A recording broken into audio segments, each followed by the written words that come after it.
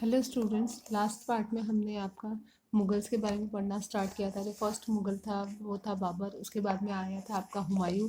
हुमायूं के बाद आपके आया था अकबर, जो हुमायूं का बेटा था। Akbar was 13 years old when he became emperor. Akbar 13 साल का था जब वो राजा बना था। His rule can be divided into 3 periods. उसका जो शासन था उसको 3 पीरियड में डिवाइड किया जा सकता है। फर्स्ट था उसका 1556 to 1570। Akbar became independent of the regent Bayram Khan and other members of his domestic staff। कि अकबर जो था उसका जो स्टाफ था और उसका जो संरक्षक था, रिजेंट यानी कि उसका संरक्षक बैरम खान, वो इंडिपेंडेंट था उसका। military campaign were launched against the Suris and other Afghans against the neighboring kingdoms of Malwa and Gondwana, and to suppress the revolt of his half brother Mirza Hakim and the Uzbek। कि अकबर जो military campaigns जो थे वो उसने किस किस के against किए थे? उसने सूरीज के अगेंस्ट, दूसरे अफगानों के विरुद्ध, जो आसपास के मालवा और गोंडवाना जो उसके पड़ोसी जो राज्य थे उनके अगेंस्ट, और उसने उसका जो भाई था मीर कासिम, हाफ ब्रदर उसका था, उसने आंदोलन किया था, उसको भी उन्होंने दबाया था। In 1568 the Sisodia capital of Chittor was captured and in 1569 Ranthambore. Akbar ने 1568 में सिसोदिया की जो कैपिटल थी चित्तौड़ उसे अपने अधिकार में ले लिया था। 1569 में रणथंभौर को अपने अधिकार में ले लिया था। अकबर जो था एक ऐसा राजा था जिसने राजपूतों को भी नहीं छोड़ा था। उनके साथ भी उसने बहुत सारी ऐसी नीतियां अपनाई थी और उन्हें अपने अंडर में ले लिया था। सिर्फ मेवाड़ ही एक ऐसा किंगडम था जो अकबर के अंडर में नहीं आया था। सेकेंड पीरियड है 1570 to 1585। The campaign in the east of in Bihar, Bengal and Odisha followed the military campaign in Gujarat। कि गुजरात में जो मिलिट्री कैंपेन हुआ था उसके बाद में ईस्ट की तरफ उसने बिहार, बंगाल और उड़ीसा में कैंपेन, सैनिक अभियान किया था। This campaign was complicated by the 1579 to 1580 revolt in support of Mirza हाकिम। कि मिर्ज़ा हाकिम के सपोर्ट में जो आंदोलन हुआ था उसके द्वारा 1579 और 80 में ये कॉम्प्लिकेट हो गया था ये अभियान। उसके बाद आता है 1585 टू 1605। इस पीरियड में क्या हुआ था? अकबर का जो एम्पायर था उसका एक्सपेंशन हुआ था, यानी वो फैला था। Campaign were launched in the north west. North west की तरफ उसने अभियान चलाए थे। Kandahar was annexed from the Safavid. Kashmir was annexed and also Kabul after the death of Mirza Hakim. की सफाविद से कंधार, कंधार जो था वो उसने अपने अधिकार में कर लिया। कश्मीर को अपने अधिकार में कर लिया और उसके साथ ही साथ मिर्जा हाकिम की डेथ के बाद उसने काबुल को भी अपने अधिकार में कर लिया। Campaigns in the Deccan started and Berar, Khandesh and parts of Ahmednagar वसीज। और फिर जो दक्कन के जो कैंपेन थे, दक्कन में उसने अपने अभियान स्टार्ट कर दिए थे और उसने बेरर, खानदेश और जो अहमदनगर के जो पार्ट थे उनको सीज कर दिया था। Akbar was distracted by the rebellion of Prince Salim. Akbar जो था, जो प्रिंस सलीम उसका जो राजकुमार था सलीम, उसने जो आंदोलन किया था उसके कारण वो डिस्ट्रैक्ट हो गया था in the last year of his. और उसके अपने राज्य के, अपने एरिया के जो लास्ट के जो टाइम थे उस टाइम उसका ध्यान भटक गया था। जो कि who was the successor of emperor Jahangir. Salim जो था अकबर जो था सलीम का सक्सेसर था। यहाँ पर ये सलीम और जहांगीर दोनों एक ही नाम है, जो कि अकबर का बेटा था और ये अकबर का ही सक्सेसर था, यानी उसका अग्रज था। फिर अकबर के बाद आता है आपका अकबर का बेटा जहांगीर आया था 1605 में। उसने 1605 टू 1627 तक रूल किया था। Military campaign started by Akbar continued in his rule also. Akbar के टाइम में जो सैनिक अभियान स्टार्ट हुए थे वो जहांगीर के टाइम भी चल रहे थे। Amar Singh the Sisodia ruler of Mewar accepted Mughal service. Amar Singh जो सिसोदिया का रूलर था मेवाड़ में, उसने मुगल सेवा को स्वीकार कर लिया था। Less successful campaigns against the Sikhs. और सिखों के विरुद्ध जो अभियान चलाया था वो थोड़ा कम सक्सेसफुल रहा था। The Ahom and Ahmadnagar succeeded them. Ahom और अहमदनगर में उसको उनको सफलता मिली थी। Prince Khurram the future emperor of Shahjahan. Shahjahan का जो आने वाला जो एम्परर था, राजा था, प्रिंस खुर्रम, उसने भी लास्ट ईयर में, यानी कि जहांगीर के जो शासन के जो लास्ट वाले साल थे उसमें उस समय प्रिंस खुर्रम ने रिबेल कर दिया था, आंदोलन कर दिया था।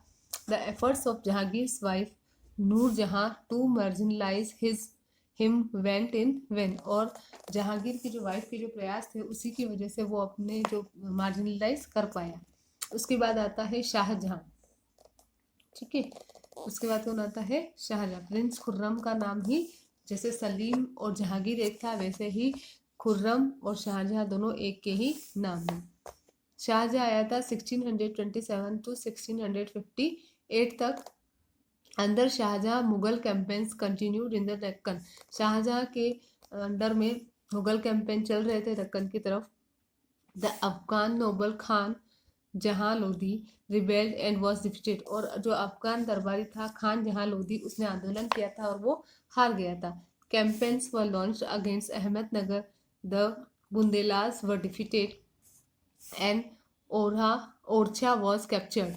कि जो अभियान जो थे जो अहमदनगर के विरुद्ध चले थे उसमें बुंदेलों को हरा दिया गया था और ओरछा को पकड़ लिया गया था। In the north west the campaign to annex Balkh from the Uzbek was unsuccessful and Safavids won Kandahar. और फिर नॉर्थ वेस्ट की तरफ जो बल्क उज्बेक की तरफ से बल्क को अपने अधिकार में ले लिया था, वो अनसक्सेसफुल रहा था और सफाविद ने कंधार को जीत लिया था। In 1632, Ahmednagar was finally annexed and the Bijapur forces sued for peace. Finally 1632 में अहमदनगर वो अनेक्स हो गया था, चला गया था उसके हाथ से, और बीजापुर में भी शांति के लिए फोर्स होने लग गया था। In 1657 to 1658 Shahjahan sons conflicted among themselves for succession, और शाहजहां के जो बेटे थे उनमें आपस में विवाद होने लग गया था उसके आगे उत्तराधिकारी के लिए।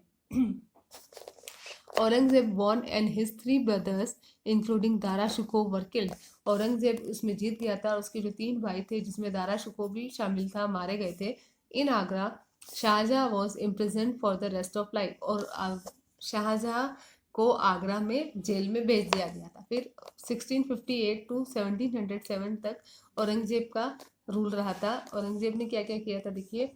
In 1663, the Ahoms were defeated in the northeast but rebelled again in the 1680s. 1663 में अहोम्स को हरा दिया गया था नॉर्थ ईस्ट की तरफ, लेकिन 1680 में उन्होंने फिर से आंदोलन स्टार्ट कर दिया था।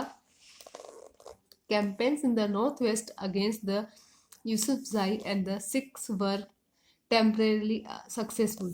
नॉर्थ वेस्ट में जो यूसुफजाई और सिखों के विरुद्ध जो अभियान थे वो टेम्परली सक्सेसफुल हुए थे, परमानेंटली नहीं कह सकते आप उनको। Mughal interventions in the succession and internal policies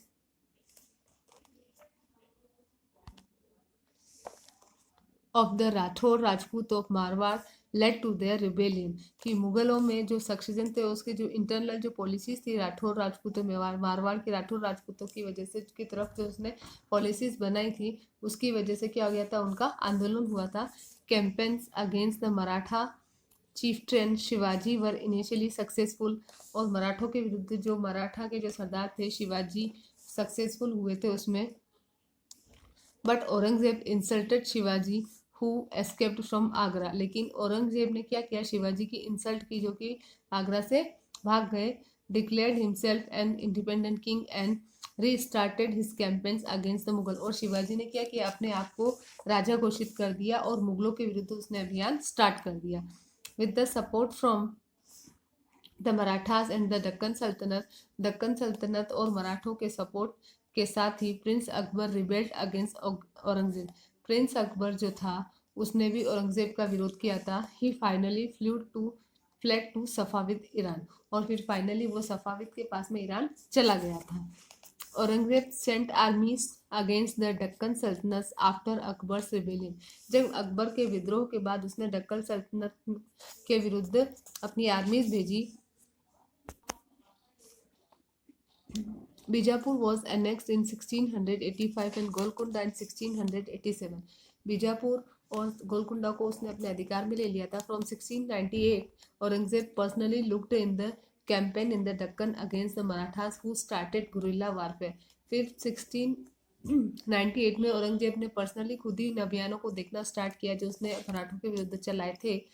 Aurangzeb also had to face the rebellion in north India of the Sikh. Aurangzeb को सिखों का विरोध भी झेलना पड़ा था नॉर्थ इंडिया की तरफ से, जाट का विरोध और सुतनामीज का विरोध इन the north east of Ahoms and the Deccan of Marathas. After his death, a succession conflict among his son. और इस औरंगजेब की डेथ के बाद में उसके बेटों में सक्सेशन के लिए यानी कि कौन उत्तराधिकार बनेगा उसके लिए उनमें आपस में कॉन्फ्लिक्ट होने लग गया था, विवाद होने लग गया था। मुगल ट्रेडिशंस ऑफ सक्सेशन, कि मुगल के जो सक्सेशन का ट्रेडिशन था वो कैसा था वो हम देखेंगे। The rule of primogeniture where the eldest son inherited his father's estate was not regarded by the Mughals, कि बड़ा बेटा ही उत्तराधिकारी बनेगा, इस रूल को मुगल लोगों ने फॉलो नहीं किया था। They followed the Mughal and Timurid custom of coparcenary inheritance और a division of the inheritance amongst all the sons instead, कि वो जो मुगल और तिमुरिड जो कस्टम था उसमें सभी बेटों को अधिकार दिया जाए उसको वो फॉलो करते थे। आपने ये देखा ही होगा कि कैसे मुगल प्रिंस जो है उन्होंने रिबेलियन किए थे, आंदोलन किए थे। According to you which is a fairer division of inheritance, आपके अकॉर्डिंग कौन सा अच्छा फेरर डिवीजन है इनहेरिटेंस का, उत्तराधिकार का, कि प्रीमोजेनिचर या फिर कॉपरेसनरी? आपके हिसाब से कौन सा होना चाहिए? कॉपरेसनरी होना चाहिए, कि इसमें ऐसा नहीं होना चाहिए कि बड़ा बेटा ही उत्तराधिकारी बने बल्कि सभी को बराबर का हक मिलना चाहिए। Mughal relation with other rulers, मुगलों के अदर दूसरे जो राजा थे उनके साथ कैसे रिलेशन थे हम देखेंगे।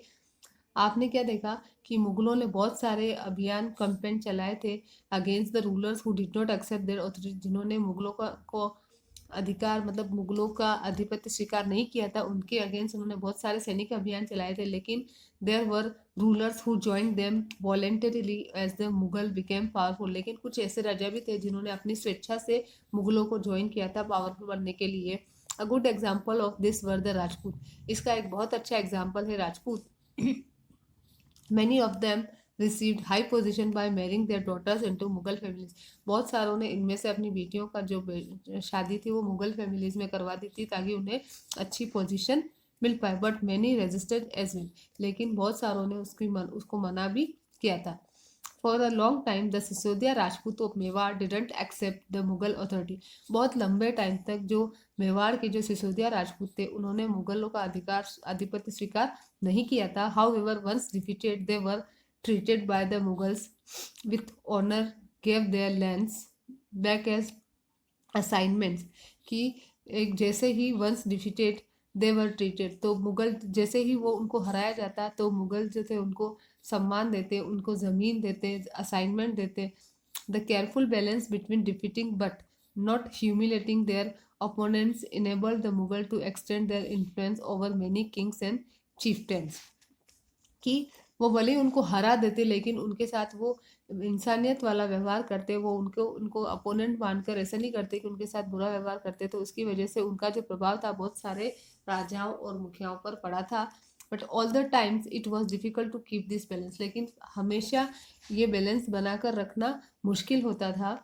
और आपने टेबल 1 में देखा होगा कि जो शिवाजी तो जो थे उनकी इंसल्ट की थी औरंगजेब ने, जब उन्होंने मुगल अथॉरिटी एक्सेप्ट कर ली थी तब भी शिवाजी की इंसल्ट की गई थी। तो उससे क्या हुआ कि उससे उनकी इंसल्ट और डिसरेस्पेक्ट हुआ रिजल्ट में, और फिर उनको फिर से उन्होंने कॉन्फ्लिक्ट किया और फिर से उन्होंने रिबेलियन स्टार्ट कर दिया था। ठीक है, अब आता है आपका मनसबदार एंड जागीरदार। कौन होते थे मनसबदार और जागीरदार, कौन होते थे, जाट रैंकिंग क्या होती थी आप देखेंगे।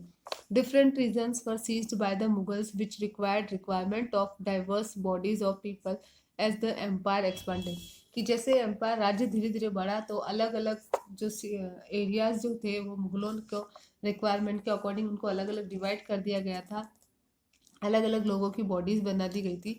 दे expand to include Iranians, Indian Muslims, Afghans, Rajput, Maratha and other groups from a small center of Turkish nobles. The people who joined the Mughal service were called Mansabdars, कि उन्होंने क्या किया था इरेनियन को, और जो एक्सपेंशन किया उसमें इरेनियन को, जो मुस्लिम थे, अफगान, राजपूत, मराठा सबको शामिल कर दिया था, और जिन लोगों ने मुगल सर्विस ज्वाइन की थी उनको मनसबदार कहा जाता था। An individual who holds a mansab is referred by the term mansabdar, कि जिसके पास एक मनसब होता उसको मनसबदार कहा जाता। इट मीन्स टू पोजिशन और रैंक, इसका मतलब होता था कोई पोजिशन या कोई rank. It was a grading system use by the Mughal, ये एक ग्रेडिंग सिस्टम था जो मुगल यूज करते थे रैंक फर्स्ट और रैंक सेकंड के लिए और सैलरी के लिए, ठीक है, जो कि और मिलिट्री रिस्पॉन्सिबिलिटीज जो होती थी। Rank and salary were determined by a numerical value called Jat. Rank और सैलरी जो थी वो एक मेमोरिकल ऐसी जो न्यूमेरिकल वैल्यू होती थी उससे बताई जाती थी, जिसको जाट कहा जाता था। अब जाट रैंकिंग क्या होती है देखो आप, इसमें क्या होती थी 5000 वर्ग उसमें नोबल्स होते थे जो कि 1000 से ऊपर होते थे। अकबर के एरिया में 29 मनसबदार थे और 5000 जाट थे, ठीक है, और 79 जो थे वो क्या थे, मनसबदार थे औरंगजेब के टाइम। अब आप देखो यहाँ पर, the higher the jat, the more higher was the noble's position in court and the larger his salary, कि जितना ऊंची जाट रैंकिंग उसकी होती उतनी ऊंची उसकी पोजीशन होती और उतनी ही अच्छी उसकी सैलरी भी होती। The military responsibilities of the mansabdars required him to maintain a specified number of सावर और कैलरीमैन। जो मिलिट्री की जो जिम्मेदारी होती थी मनसबदार की, क्या होती थी, मिलिट्री जिम्मेदारी होती थी, ताकि वो उसको एक नंबर ऑफ स्पेशल नंबर के जो सैनिक वगैरह होते थे वो उसको मेंटेन करके रखने होते थे। Mansabdar brought his cavalrymen for reviewing, got them registered, their horses branded and then received money for them as salary to be paid। Mansabdar जो होते थे वो क्या लाते थे, वो अपने साथ में उनकी रिव्यू के लिए कैवलरी मैन होते थे, यानी उनके सैनिक वगैरह घुड़सवार और वो सब होते थे, वो उनको रजिस्टर्ड करवाता था। उनके हॉर्सेस भी होते थे हॉर्स, और वो सैलरी के रूप में पैसे भी प्राप्त करते थे। Mansabdar received their salaries as revenue assignment called Jagir which was similar to इक्तास। Mansabdar जो थे वो अपने सैलरीज जो थे वो रेवेन्यू असाइनमेंट के रूप में प्राप्त करते थे, जिनको जागीर कहा जाता था या जो इक्ता के सिमिलर होती थी। But unlike मुक्तिस, most mansabdars did not actually live in or administer their जागीर। लेकिन मुक्तिस की तरह ज़्यादातर जो मनसबदार थे वो एक्चुअली में अपनी जागीर में नहीं रह सकते थे, ना ही उसको एडमिनिस्टर कर सकते थे। They only had right to the revenue of their assignment which was collected for them by their servants, while the mansabdars themselves served in some other parts of the country। कि वो जो उनके पास सिर्फ अधिकार होता था वहाँ से रेवेन्यू कलेक्ट करने का, जो कि उनके सर्वेंट कलेक्ट करते थे। मनसबदार जो थे वो खुद तो कंट्री के किसी और पार्ट में सर्व करते थे, यानी सर्विस अपनी देते थे। These jagirs in Akbar's region were carefully assessed so that their revenues were roughly equal to the salary of the mansabdar. ये जो जागीर थी ये अकबर के एरिया में केयरफुली क्या होती थी कि ये माना जाता था कि ये जो रेवेन्यू कलेक्ट करते थे वो मनसबदार की सैलरी के बराबर होती थी। By Aurangzeb's reign this was change, Aurangzeb के टाइम में ये चेंज हो गया, and the actual revenue collected was less than the granted sum. लेकिन जो एक्चुअल रेवेन्यू जो कलेक्टेड होता था, जो सम ग्रांटेड किया था उससे कम होता था। The number of mansabdars also increase, कि मनसबदार तो बढ़ रहे थे, जिसका मतलब क्या था कि long wait before they received jagir, कि उनको जागीर मिलने से पहले बहुत लंबा इंतज़ार करना होता था। These and other factors created a shortage in number of jagir, और इसी की जैसे कुछ और दूसरे फैक्टर्स थे जिसकी वजह से जागीर की शॉर्टेज होने लगी। Resultingly many jagirdars tried to extract as much revenue as possible while they had a jagir. इसका रिजल्ट ये हुआ कि बहुत सारे जागीरदार जो थे वो जितना हो सके पॉसिबल उतना ज़्यादा से ज़्यादा रेवेन्यू कलेक्ट करते थे। The peasantry suffered tremendously because Aurangzeb was unable to control these practices in the last year of his reign। कि जो किसान लोग जो थे उनको सफ़र करना पड़ता था, वो परेशान होते थे, क्योंकि औरंगजेब जो था वो अपने शासन के लास्ट टाइम में कंट्रोल पूरी तरीके से नहीं कर पाया था। इस कारण वो क्या होता था, उस सभी किसानों को उस स्थिति भयावह हो गई थी, किसानों की स्थिति और बेकार हो गई थी। इसके आगे का हम नेक्स्ट वीडियो में पढ़ेंगे। ओके।